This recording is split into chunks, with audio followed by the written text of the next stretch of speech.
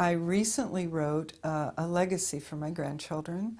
It's called You Know Your Way Home, and it's my story. It's a memoir that was originally written literally for my grandchildren. And as I began to read it to friends and clients, they sometimes wept, sometimes laughed, and said, "My God, you have to publish this."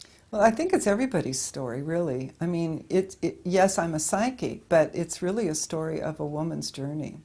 And the unexpected benefit that I've received from this book has been the people coming forward and saying, with tears in their eyes, clutching the book as they come into my office, saying, "Thank you for writing this. It's giving me hope, it's given me courage, and it is my story." I've always had psychic and paranormal experiences, and again, I was confused about that. I didn't know what it was when it was happening to me in childhood. I didn't realize that it was an element of being telepathic or psychic. But I would go to birthday parties when I was in second, third, fourth grade, and I'd bring home all the prizes because I could see where the tail went on the donkey. It wasn't that hard. And I could tell who was hiding the thimble, and I always knew, any guessing games. And apparently it was a source of embarrassment for my mother. And I remember her telling me at one point, "You can go to this birthday party, but if you bring home all the prizes again, you won't be going to any more parties." Joseph Campbell says, when we follow our bliss and trust that,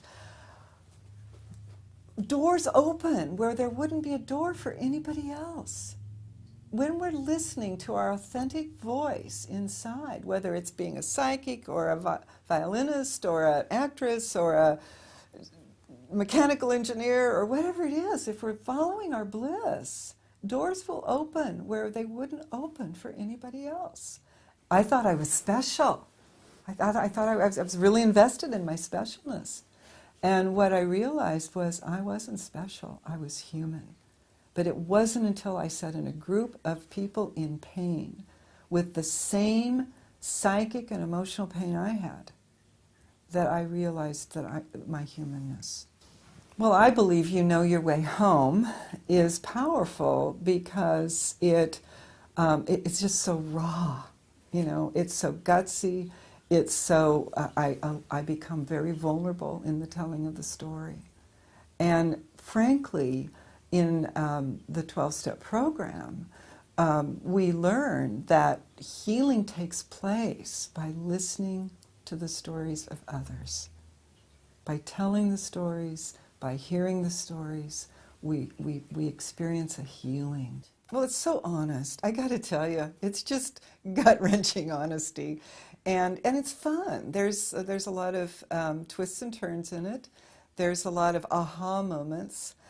I had to be willing every morning to wake up knowing that I could lose it all in order to gain it all. I am willing to lose it all to gain it all. My hope when people read my book, You Know Your Way Home, is that they will feel validated, that they will feel that there is a human experience happening here, not a mystical, not a paranormal, not a psychic experience, but a human experience happening here, and that they will walk away from it feeling courage and validation.